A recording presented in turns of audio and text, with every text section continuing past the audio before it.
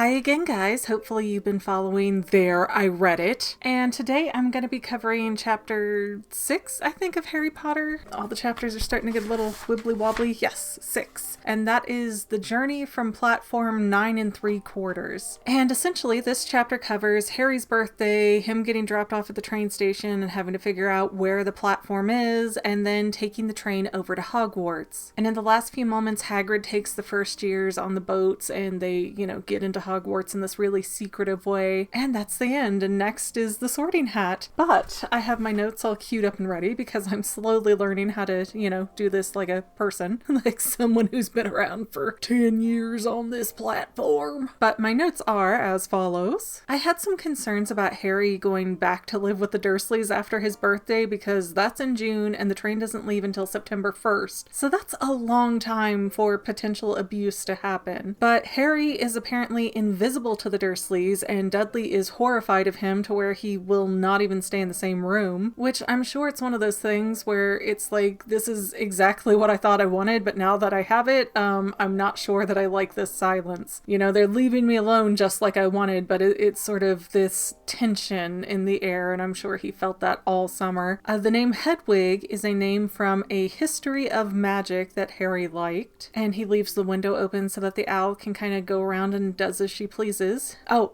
Dudley. Apparently the tail that Hagrid gave Dudley a few chapters back is still there, and they have to go to a hospital in London to get it removed. Again, I think that is so awful of Hagrid to do that, and I know Dudley's the bully, Dudley's like one of the lesser villains of the story, so he got what he deserved for picking on Harry for 10 years, but did he really? Because he didn't do anything to Hagrid. I don't even think he spoke up when Hagrid came into the little hut that they were in. So again, it makes me really confused why Hagrid would go after and attack a child because that child's father spoke back to Hagrid. It just seems awful. It just makes wizards feel like bullies. I'm still not over this. So Harry has to ask for a ride to get to the train station of King's Cross, and his uncle was like, well, we're going to the hospital anyways, so fine. And when they find out that his platform is 9 3/4, Vernon is very happy to show Harry that doesn't exist and then just take off and abandon him at the train station. And again, no, it doesn't show the Dursleys in a favorable way, but I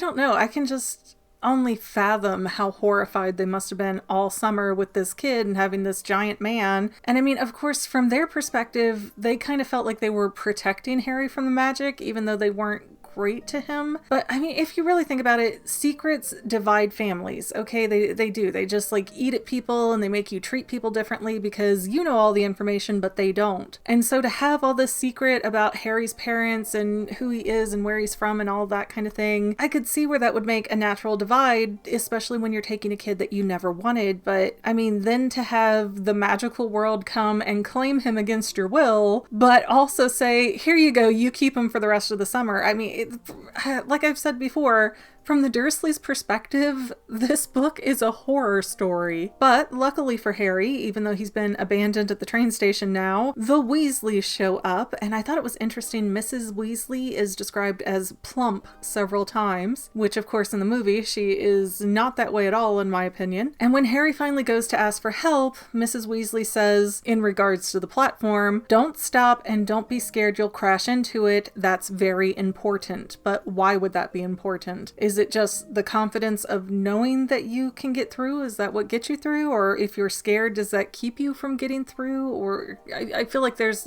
some context missing. Then the oldest Weasley boy, who's still in Hogwarts, is the prefect for Gryffindor. And apparently prefects have 2 private compartments in the train. I'm not exactly sure what all a prefect would entail. I think it's like the head of the house, but then there would only be 4 of them. So why would they need 2 compartments to themselves? I don't know. You guys might have to educate me on that one a little bit. And Ginny is very enthused to go see Harry. She's like, oh, is that really Harry Potter that you guys saw? Oh my gosh, I want to go see him. I want to go meet him. But Mrs. Weasley straight up forbids anybody asking Harry questions from when he was a baby. Like, you're not going to do that on his first day of school. That's horrendous. I like a good mama bear who can see that her kids are kind of crappy. Someone named Lee Jordan has a giant tarantula. I'm not quite sure what the context for giant would be, or if that name pops up again. But sometimes they do. That Daedalus guy popped up. I wasn't expecting that. So maybe we'll see Lee Jordan again. And apparently the movies do not address this. There are 7 Weasley kids. Ron is number 6 with 5 older brothers. They go Bill, Charlie, Percy, Fred, George, Ron, and Ginny. Charlie is in Romania studying dragons, and Bill is in Africa doing something or other for Gringotts, but they're really unclear on that. And just like Harry, this is Ron's first year at Hogwarts, and he has got his brother Bill's old robes, Charlie's old wand, and Percy's old rat. And there's 2 things curious about that. Well, really all 3 of those things are curious, because wouldn't Bill's old robes be Gryffindor, and they don't know where Ron's going to be sorted to at this point. Bringing a rat wasn't on the list. They said toad, cat, or owl, so why can Ron bring a rat? And then to have Charlie's old wand, I thought they were very clear at Ollivanders that the wand chooses the wizard, and if you're using somebody else's wand, it's not going to work very well. So how does that work out for Ron, per se? I mean, did that wand just happen to choose him too? Or, if you and the wand are matched, why would you ever need to get a second one or a newer one or anything? It's very, very peculiar. Then Harry says that he didn't even know that he wasn't supposed to say the word Voldemort, or I guess the name Voldemort. And Harry also says that he's never had anyone to share things with before, and just how has he not made one friend in his entire 10 years in school? I'm really starting to firmly believe that Dumbledore cursed this kid so that no muggle would ever like him, because it doesn't make any sense to me. Wouldn't Harry even,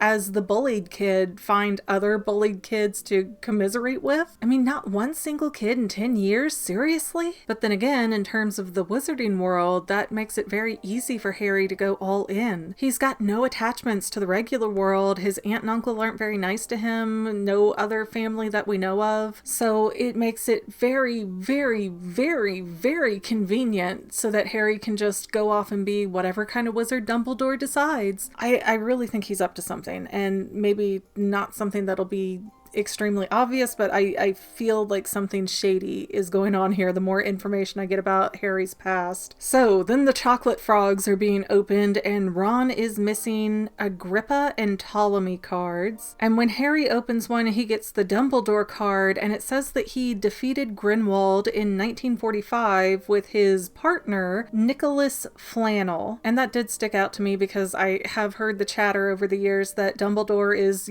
surprise, he's gay, we just never told you. And so to call that his partner, and there's no real context to it, it's like, I can kind of see where, okay, maybe that was kind of sprinkled in and just nobody picked up on it. Or they took it as partner, as in, I teamed up with you so that we could thwart the bad guys, partner. Go, team venture! And the cards that Harry ends up getting are Dumbledore, Morgana, Hengist of Woodcroft, Alberic Grunnion, is that right? Cersei, Paracelsus? Who, my dyslexia is hating this chapter. Merlin and Cleodna,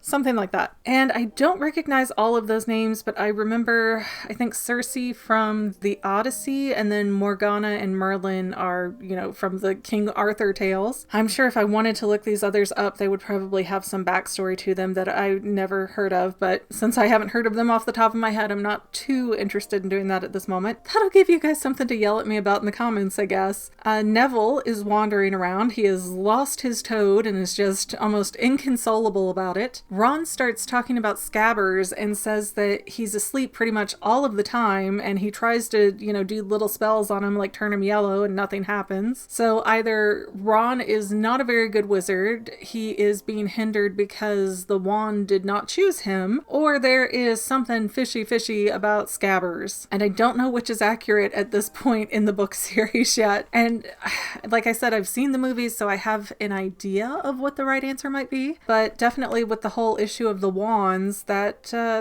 more than I knew before. So maybe that plays a part in things too. And then Hermione busts in with Ron and Harry, and she says that she wants Gryffindor as her #1 pick, but if not, Ravenclaw would be a good #2. Then after Neville and Hermione come through the train car, suddenly people start finding out that Harry Potter's on that section. So Malfoy Crabbe and Goyle, I think I said those right, they all come into the train car to kind of assert their dominance over Harry. Like, hey, you want to be friends with me, forget this Weasley riffraff, and I'm going to teach you the right things to do and the right people to know. And when Harry's like, nah, bro, not into it, you know, Malfoy kind of right there and then decides to turn on Harry. Fine, if you won't be my best friend, you will just have to be my best enemy. And then Goyle tries to steal the candy pile that Harry has amassed, and he ends up getting bit really badly by Scabbers. I guess they thought Scabbers was dead for a minute, but he was just back to being asleep. And then the train gets to its stop, and Hagrid's over there saying, hey, all the first years come over this way, we got some boats. And I wonder about that, because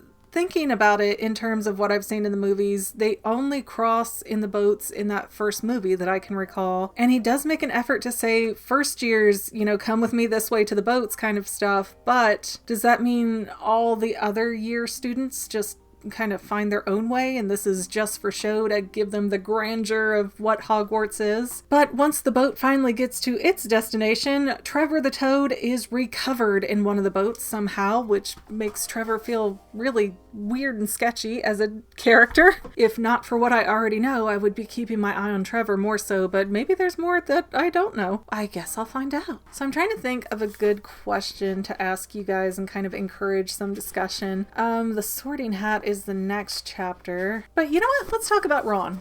Let's talk about Ron since he's new this chapter. What do you think about the issues that I pulled up about Ron and his hand-me-down sort of wizarding start off to his school career? I mean, it's not robes for the house that he's going to get in as far as he knows. I mean, you really don't know where you're going to get sorted. Then he has a wand that is not his and a rat when that seems to not match up with the school policy. So do you think that any of that puts Ron at a particular disadvantage? Or secondary question, why do you think the school would allow Ron to have something like a rat if that is not on the approved list? Who knows though, maybe the answer is going to be in the next chapter of these books and I'm going to be over here like, whoops, I asked a really irrelevant question. But I guess until next week, it'll at least be a fun little topic to discuss maybe. Anyways, thank you guys for listening to me ramble on unscripted. That is not my preferred way to do things. And I'll see you next time, guys. I had some concern about Harry. This chair. Oh my, look at me like break my microphone here and my mouse. Jeez. Well, family members, we're almost done, but I want to invite you to hang out with me in some other places. I'm on Twitter and Instagram as my own personal self, and I have a Facebook page too, but I mostly just post photos over there. And sometimes people say, hey McGann, I want to mail you something. How do I do that? Easy. Just click the About tab on my channel page, and my most current P.O. Box info will be right there. I also run another channel, The Fanily. It's really a hodgepodge channel where we might post anything. Oh yeah, and I also sell shirts and stickers and stuff with the Fanily and the Fangirl logos. If that is your cup of tea, I have a link in every description of every video. Finally, if you want to help out the Fangirl channel and make sure I'm putting out video essays for years to come, the best way you can help is by subscribing and watching more of my videos, whether they're new, old, whatever. Maybe even share one or two on social media, help spread the word. People who watch to the end of videos like you helps to tell the site, hey, this is a good video, we should recommend it to other people. So if you made it this far, leave me a comment of something like, hey, I made it to the end. Love ya. See you next time, family members. Bye.